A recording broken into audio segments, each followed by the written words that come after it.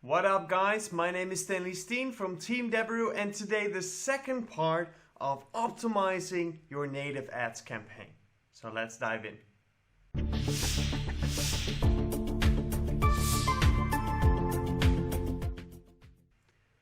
Alright, so today we are going to talk some more about optimizing native ads or optimizing your campaign on native ads.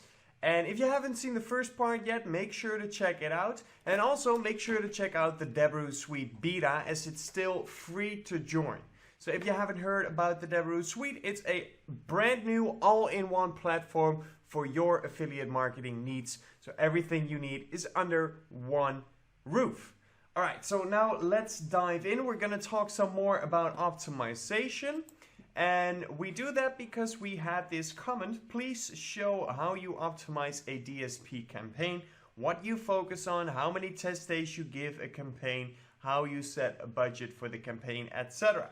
So, like I said, in the first video we already discussed a bit about this, about the testing and all that kind of stuff and the first steps of optimization. And today we're going to dive a little bit deeper.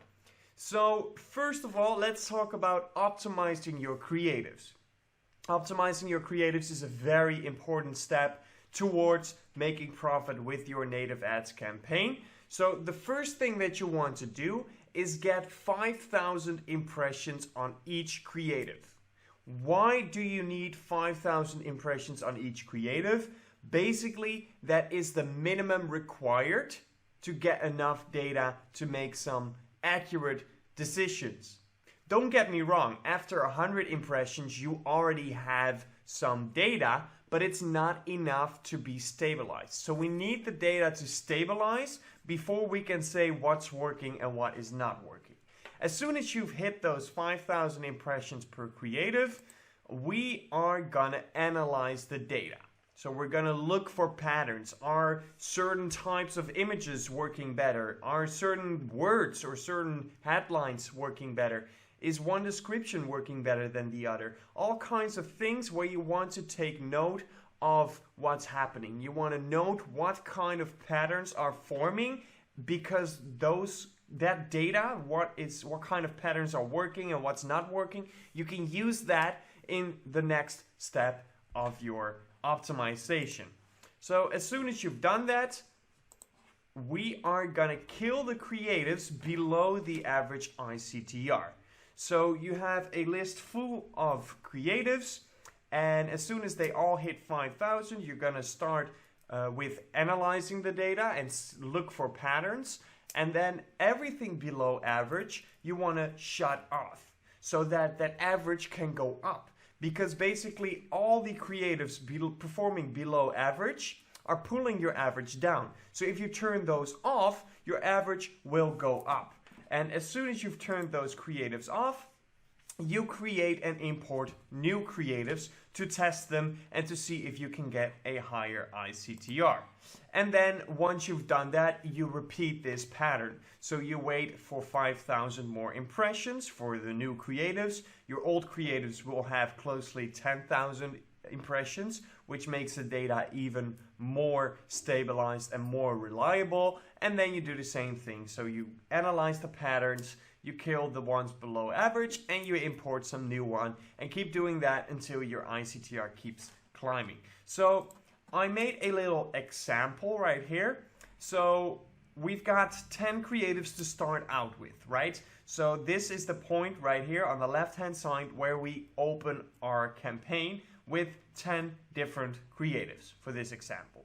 So they all had 5,000 impressions. Creative 1 had 2% ICTR.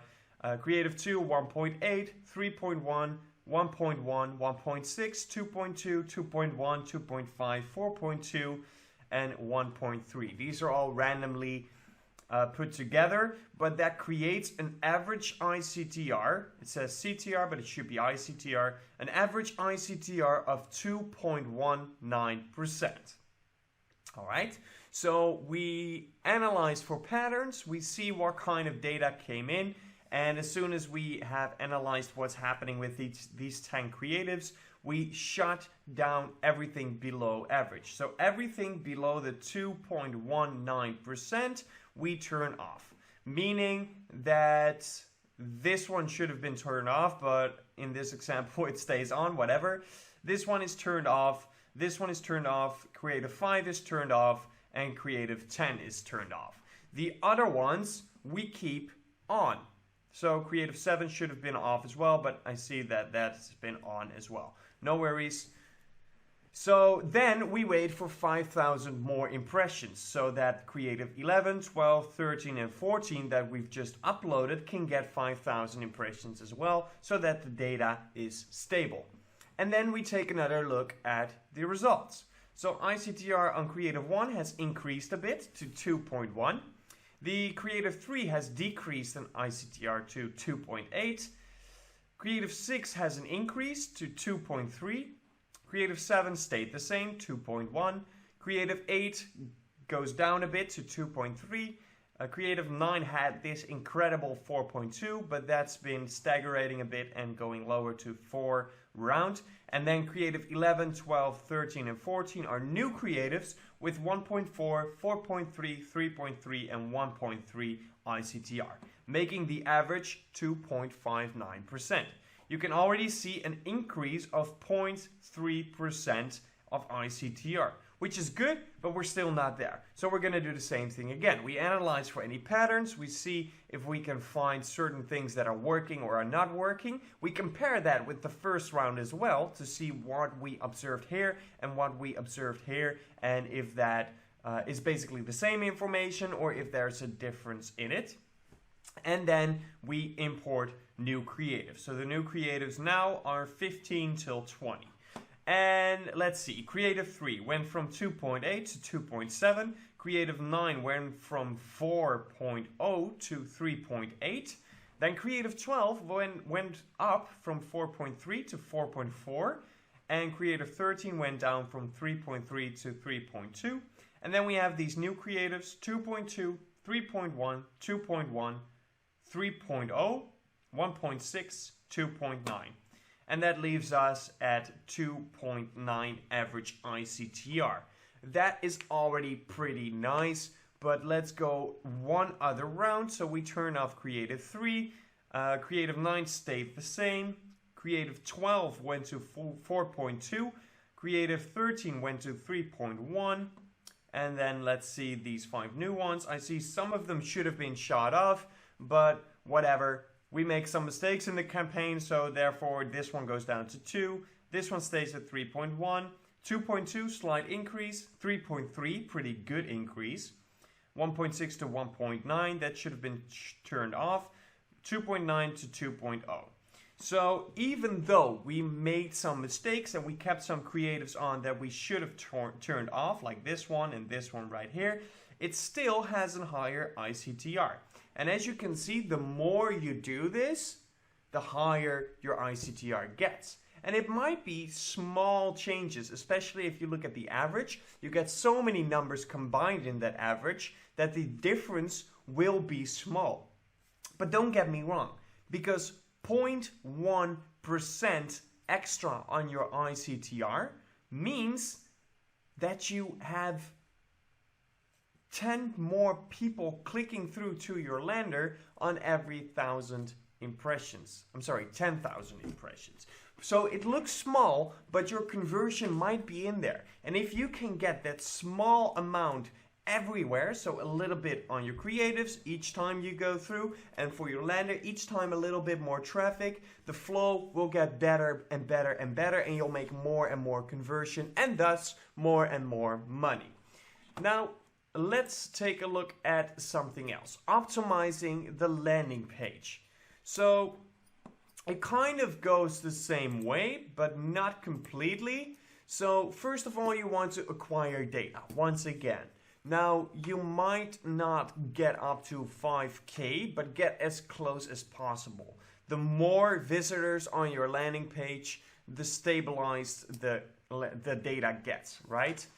Then you want to split test. You can also start out with the split test and then acquire the data, or you can acquire the data and then split test and you already have a benchmark to pull up against.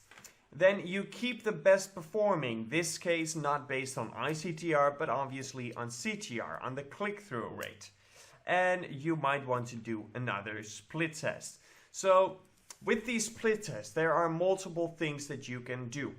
You can stick to the type of landing page. For example, if you have an advertorial, put in another advertorial, but tell a different story. Put in new images, building a new angle, whatever it needs. If you do a quiz, you might want to do another quiz, but with different questions, but the same layout. Or if you see, okay, those different questions don't get me a higher CTR, so I'm going to keep the original questions, but now I'm going to build a different layout around those questions, and maybe that will help increase my CTR. All kinds of split tests that you can do throughout your campaign to increase your CTR and bring more of your audience to the actual offer page. And that will ultimately increase the profitability and increase the potential of your campaign.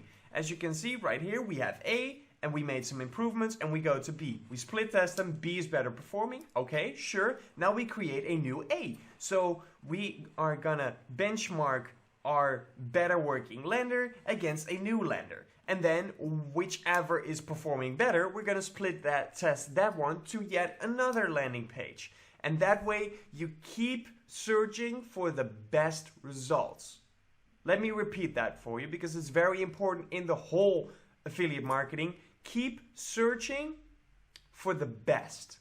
Keep optimizing as long as you can and as long as maybe until you have 100% CTR and 100% ICTR. Now I know that's something that you will never acquire, but that should be the goal, right? Keep trying to do better until there's nothing to improve. That's basically what we're trying to do when we are optimizing.